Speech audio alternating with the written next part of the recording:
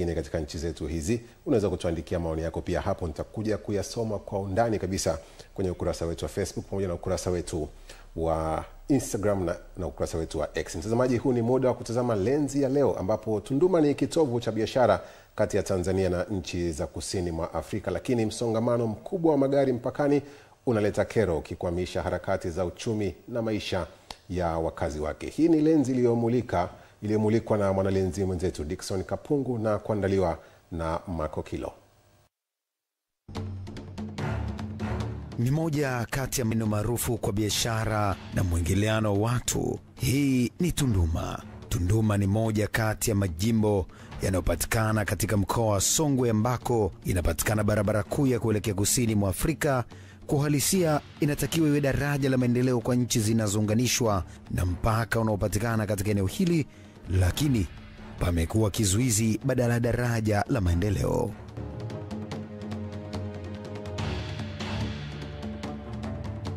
Kwa madereva wa malori wanaosafirisha bidhaa kwenye nchi za SADC kupitia Tunduma, changamoto si umbali wa safari, bali ni kusubiri tu kuvuka mpaka. Wenyewe ndio waathirika na mashuhuda wa kadhia hii. Changamoto ndugu yangu, sababu leo tuna siku ya 3. Tunaathirika kwa kifupi, yani hata ile pesa unaopewa ya mileage haiwezi kutosheleza kwa aina yoyote, hata upewe kiasi gani. Kwa mfumo huu haiwezi kutosha. Yaani hapa cha msingi tu hii serikali ingekaa ijue ni jinsi gani ya kumsaidia dereva.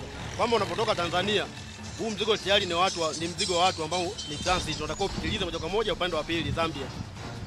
Lakini kinachosababisha kwamba mzigo unakaa Tanzania huku bila kuvuka upande wa pili sijui ni kitu gani.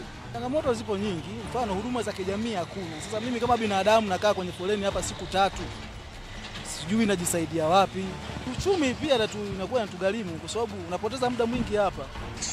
Ningeshauri serikali ya mkoa au serikali kuu iweze kuzungumza upande wa pili wa nchi ya Zambia, kama kuna uwezekano wafanye ile skana iwe 24 hours kama ilikuwa hii upande wa Tanzania. Na ukatazama upande wa Zambia kule huwezi kukuta fulani kwa sababu 24 hours ile skana inafanya kazi hapa Zambia, hapa Tanzania. Lakini kwa upande wa Zambia ilikuwa mpaka saa 2 saa 3, nikiditana saa 5 inakata.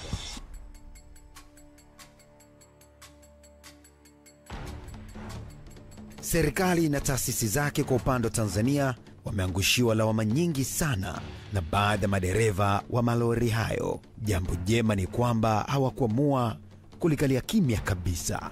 Tuna matatizo makuu 3 kama sikukosea. Kwanza, tatizo la kwanza, sisi miundombinu ya barabara haitoshi. Magari ni mengi. Sisi tuna mfumo unaitwa single custom territory kwa nchi za Afrika Mashariki. Tanzania, Uganda, Kenya, Rwanda na Burundi. Sisi tunabadilika kwenda TANSIS. Zambia wakabadilika kwenda Skuda World. Kwa hiyo mifumo yetu haingiliani.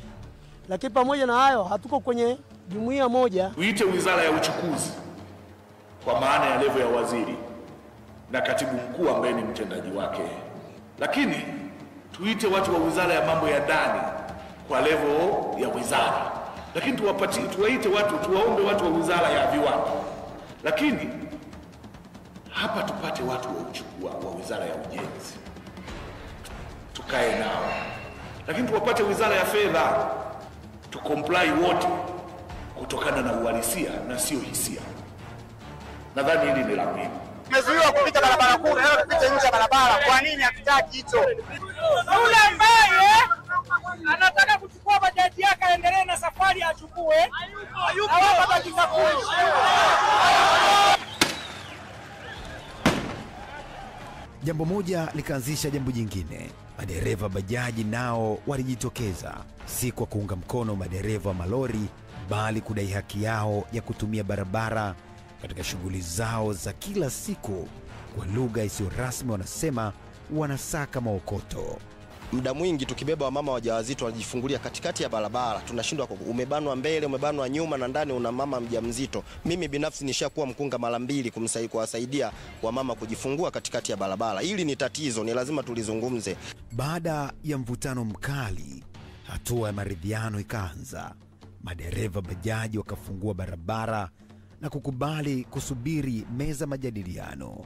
Uongozi ukakaa na baadhi ya maafisa wa jeshi la polisi pamoja na uongozi wa serikali kwenye halmashauri yetu ya mji wa Tunduma, lakini mwafaka hatukufika bado, kwa sababu ili eneo wametuambia tuendelee kulitumia kwa sasa hivi kwa emergency, lakini namna ya kulimaliza na tujue changamoto ya hapa inaishaje, tutakuwa na mkutano mkuu wa umoja wa madereva bajaji Tunduma. Mji wa Tunduma ni shwari, biashara ya bajaji inaendelea kufanya kazi, na tukisubiri muda mwafaka tunapokutana wadau wote kutafuta ufumbuzi wa kudumu wa kupunguza msongamano katika njia kuu hiyo, na hasa katika huo mzunguko wa lango kuu kuingia katika mpaka wetu wa Tanzania na Zambia. Tunduma ni moyo wa usafiri baina ya Tanzania na mataifa ya kusini. Uhai wake ni uhai wa biashara, lakini kama msongamano utaendelea, basi moyo huu unaweza kudhoofika zaidi.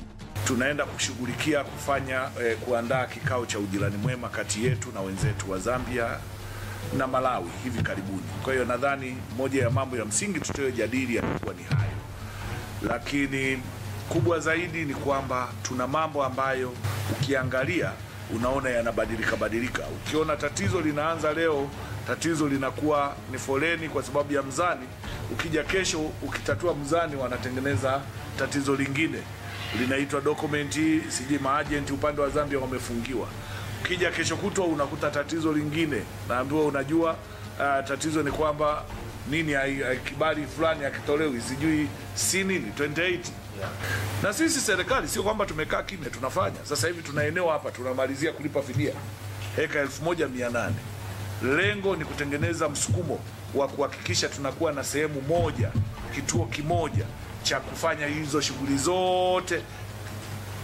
Hapo magari yote yaende hapo, alafu ndio yaji hapa kwenye kituo cha forodha sasa cha pamoja kwa ajili ya facilitation ya kuvusha kwenda nje, na mengine yanayoingia yakiingia yaende hapo huku yakisubiria taratibu nyingine. Je, suluhu ya kudumu itapatikana?